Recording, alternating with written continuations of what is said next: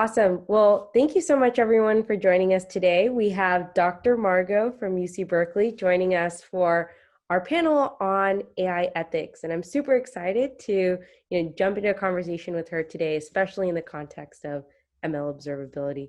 Dr. Margot, thank you so much for joining us today. We're super excited to have you here at our panel. Do you mind, for folks who are listening in, introducing yourself, telling us a little bit about your background and what you focus on? Yeah.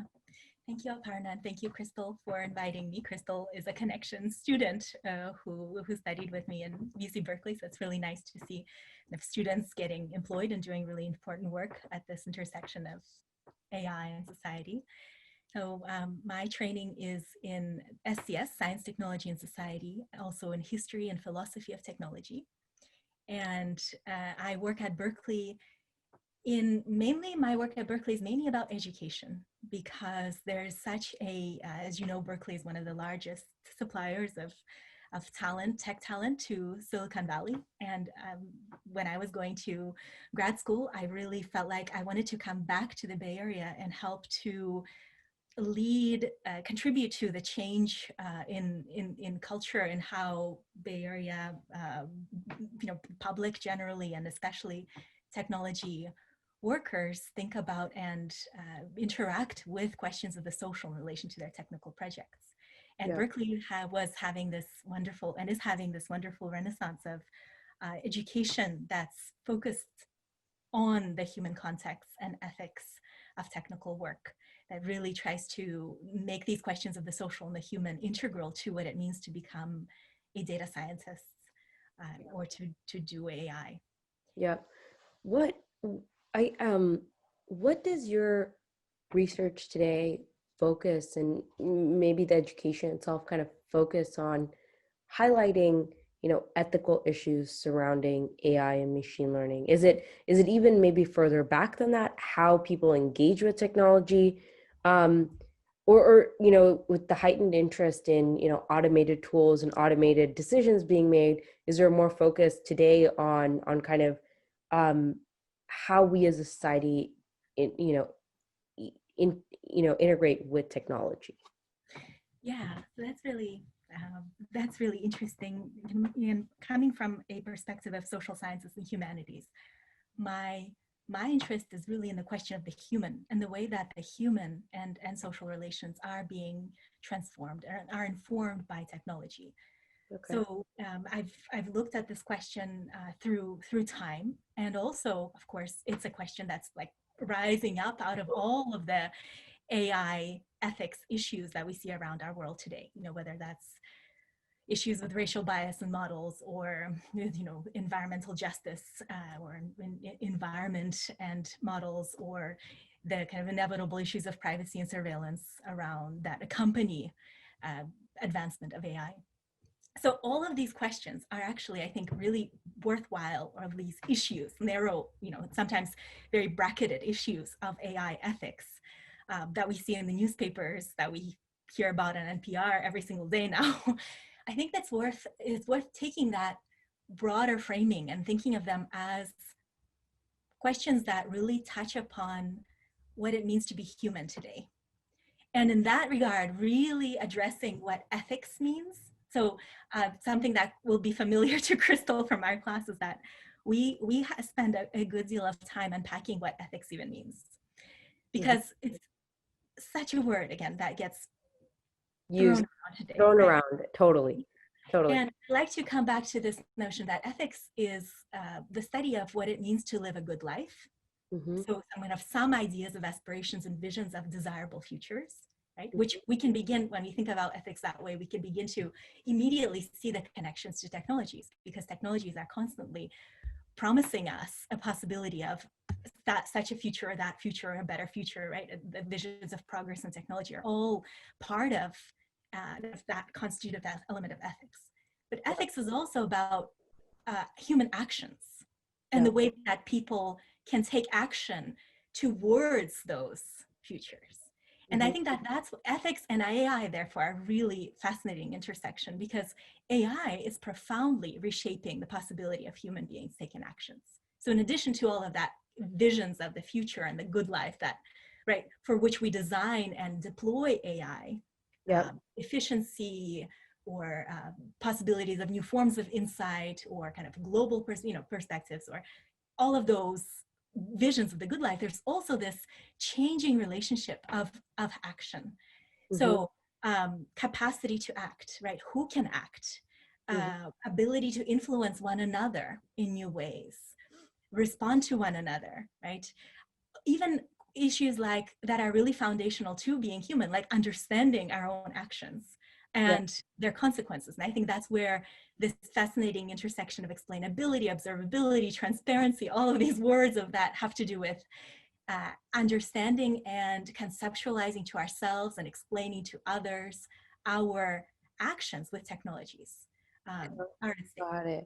And So yeah, yeah. it, no, that makes a lot of sense. Like when people say, why did you take this action? It really comes down to like, the parallels of what is ethics, high level, what is it down to the nitty gritty of how does it apply in technology with things like explainability, transparency of actions? How do those actions affect certain groups of people, maybe more than other groups of people? And how do those actions, who even can take action in the technology that we've built? I guess Exactly. question for you is, do you, today, technology is built by engineers. Engineers end up being engineers and data scientists, and they end up being the deciders of who gets to take action, who gets to, who gets to have control or decision-making power.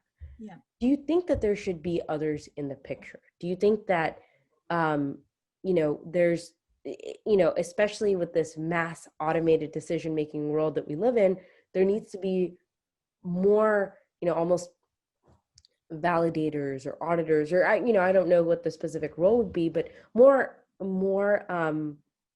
guidance in what the actions that these models and people who are building these models are actually doing in society.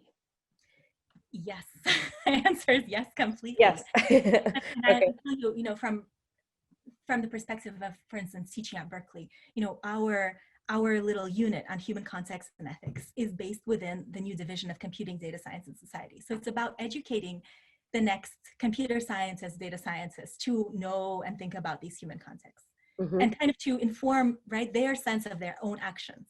Mm-hmm. But I always come back to the point that that's just the beginning. The reality is to train, for instance, the vision is that all of Berkeley, to be an educated citizen of the world today, people need to understand and have an ability to, if you will, kind of look in, and whatever that means, like see in to these technologies and their roles in society. So that the responsibility for these actions should not lie solely with the technical folks, right? It is a Yeah. responsibility that needs to be, and that's the problem with a lot of data ethics frameworks, which focus explicit, or AI ethics frameworks, which focus explicitly on the AI, on the practitioner, on the data scientist, on the technology corporation, rather than thinking of like, who are all the relevant stakeholders here?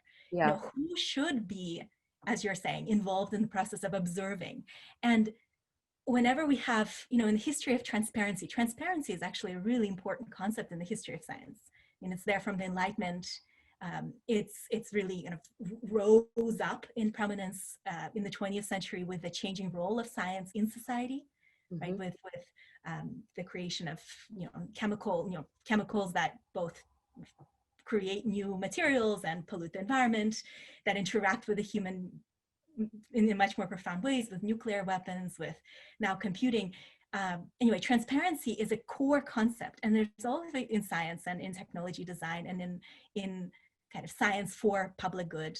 And whenever you have these questions about who gets to observe, or who should be observing, or who gets to look in, for whom it should be explained, you always have to think about that question of who is broadly being included. And are we just thinking about the experts, or are we also thinking about these publics Yeah. Yeah, and how then to figure out who they are, which, because it's very different if you're thinking of AI models for protein folding, for instance, and Yeah. drug manufacturing, or you're thinking about like risk scores for healthcare.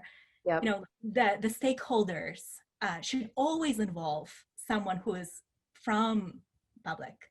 Yep. Um, Because I think and maybe we're at kind of the early innings or the early stage, but oftentimes as we're having these AI ethics discussions, or someone, New York Times writes a paper on it, or Wired writes an article about it, it comes down to the data scientists aren't thinking about this, or the ML engineers aren't thinking about it. And it comes down to the practitioner having to not only now know, how to build the model for the specific business use case, but also, what are all the ethical implications? And, it's absolutely, important and needs to be done by the practitioner, but I think what you're getting at is it's not just their responsibility. There's other stakeholders in the process who should own, observing the model in production, making sure that it's transparent, making sure that they have the tools to investigate and understand, is it biased? Is it fair? Is it serving the right, use case? Is there ethical issues in the model itself? And, this makes me almost wonder, there's a lot of legislation, or talks of legislation that are coming out, right? The Algorithmic Accountability Act, and several others. There's more concrete ones in certain industries, such as the Fair Lending Act, and et cetera. Do you think that there needs to be a more broader push from kind of government and society to really, not just have it be a one-off conversation that teams have or practitioners have as they're building the models, but actually have it be a formalized approach at how we deploy models as a society? yeah, I think something towards that end of real social innovation and how we consider and make sense of and live together with technology is really essential, and Yep. that will have components that are kind of technical, right? That will have components that are like kind of how we build things. That will have an educational component of how do we educate future engineers. That has a component of law and regulation, and Yep. also forms of institutional innovation that we cannot yet imagine, but we need in order to really maintain a democracy and democratic decision making around our futures, right? Where the future and possibility of reaching it is so profoundly integrated with these new technical abilities. Yep. And I think a really core, there's a need to reframe, kind of as we were talking about, thinking of, we're starting with what ethics is and realizing Yeah. that how AI intersects ethics is not just an ethical issue, but in these profound ways of affecting visions of the good and in informing human action. Similarly, I think there's frequently a very limited scope with which we think about where AI matters or how AI matters. We think about decision making. That's a really common term these days, right? Decision making, like AI for a particular decision. And then by thinking of decision making, we kind of expand our context a little bit from just thinking of the model, because we think of, oh, how does this model fit into that decision, and or how does it fit into then the decision of a specific kind of person, like a judge or a doctor, right? So we begin to broaden our sense of stakeholders, questions, considerations, but that's still very limited, because I think we can move from a decision-making perspective on what's happening with AI to a world-making perspective, which is really like, wow, again, what we aspire to as collectivities, what we are, ways in which we interact with one another, is really in its core being kind of negotiated in these decisions, right? In these Yep. deployments of these Yep. tools. And if we take that world making perspective, then we're not going to be focused as much on like cost benefit analysis of this decision, who does it benefit and Yeah. who does it harm, but more about like, whoa, what is the thickness of this world? What is it like to live in it? Who fits and who doesn't fit, yeah, so I think we kind of come to these, we need to reframe as a society the significance of how we think about the significance of AI, Yeah. from being about making decisions to being about making worlds. And then we can, I think, like you're saying, come to realize that in order to govern this thing, Yeah, govern, I yeah. mean, not like control, but really like decide collectively how to live with it, we need I, other I institutional. no, that makes a lot of sense. I think that we almost need a framework to better kind of, I can't imagine that there are a lot of AI practitioners who before, just on the ground reality of today, I can't imagine that they're sitting there thinking about these questions that we're talking about around how, who can be impacted, someone who works at a fintech company who's maybe putting out a risk model. I don't know if they even have the tools, or they don't, for example, use protected class in the models. And so the day-to-day realities of these models coming into the world is probably less about, they're focused on, I think, more of the nuts and the bolts. And it almost feels like there's a broader framework here, which probably begins with, as you're mentioning, the education piece, but then comes down to, before you're even building a model, what are the questions that you should be asking? Who are the stakeholders? What, in the extreme case, could this impact? And use those as kind of guiding questions and guiding framework to, you know, build the model, or build the kind of tech that could impact society. I think that we don't even have that framework today. And it's, I would be surprised if, one out of every 100, actual practitioners thinks about that before they deploy a model into production.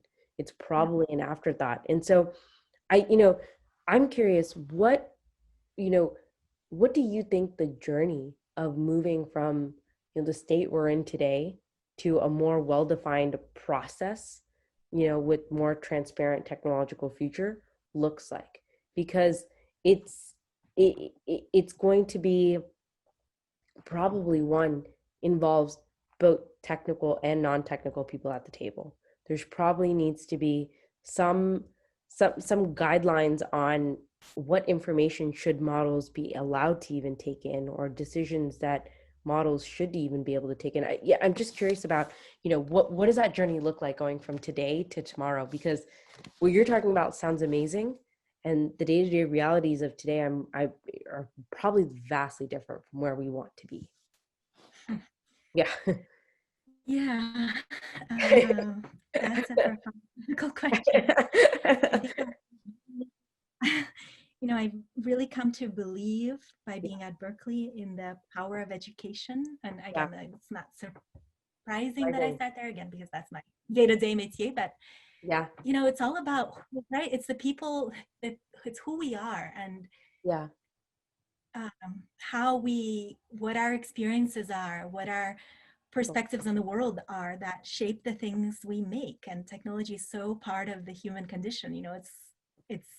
It's our form of expressing our creativity. It's our form of answering the challenges of the world. It's our form of Amazing. feeling validated at the end of the day that we're doing something important. So it all comes back to that formation of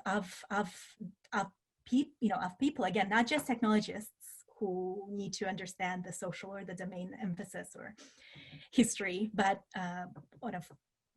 all of us to be educated in the place of technology in our lives. So education is core.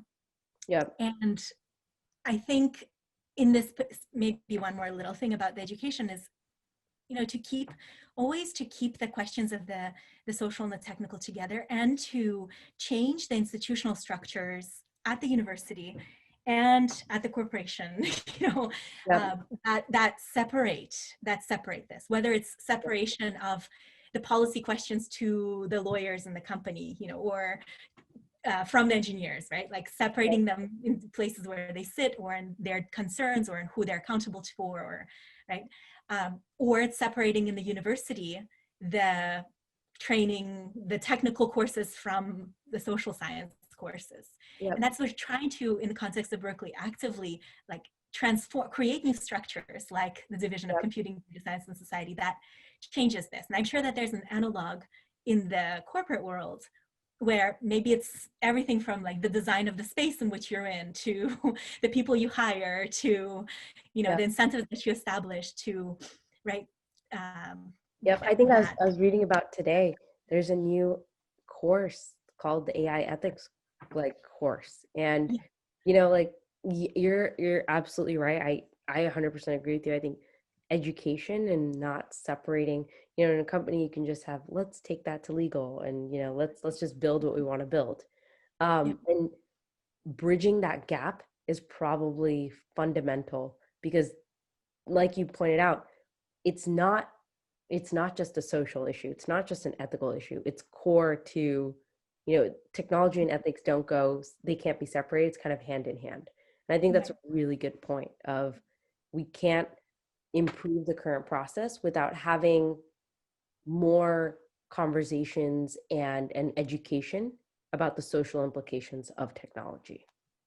Right. And then and when I was listening to you speak, I think it highlighted to me another really important distinction, or which is that we can't just be, we can't just be talking or thinking or Yeah. hiring people who kind of bridge these worlds. We really need to set out institutional uh, transformations, right? We need different incentive structures. We need different rules. We need like that kind of material institutional dimension has to accompany this, because Yep. otherwise it's aspirations, and it's in the right. It's Otherwise, in it'll never get done.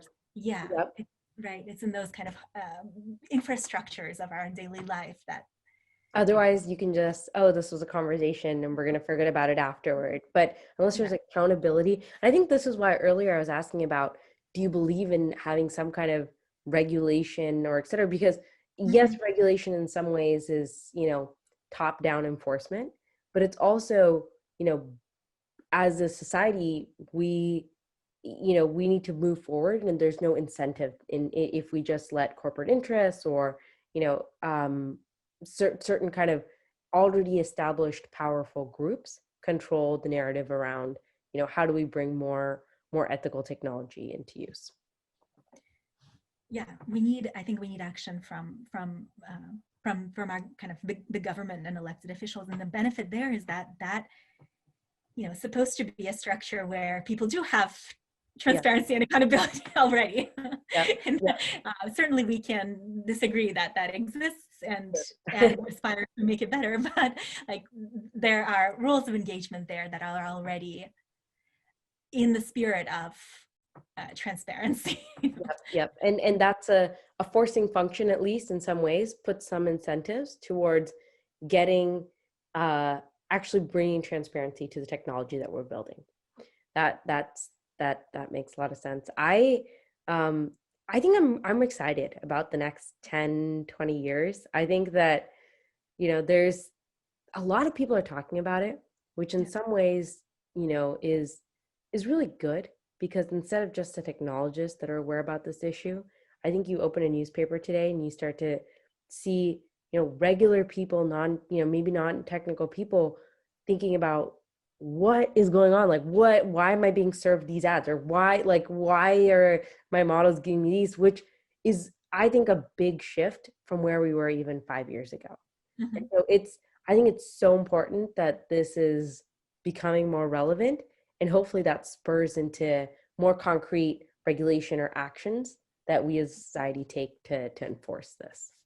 Yeah, and maybe maybe Arize can play a role in kind of channeling, organizing a little bit, contributing Yeah. to this public kind of private conversation of, because Yep. there's so Yep. much space, and I think especially here in the Bay Area, so much need to lead in this regard, so that there's a really the future for the Bay Area Yep. lives out this reformed technological promise.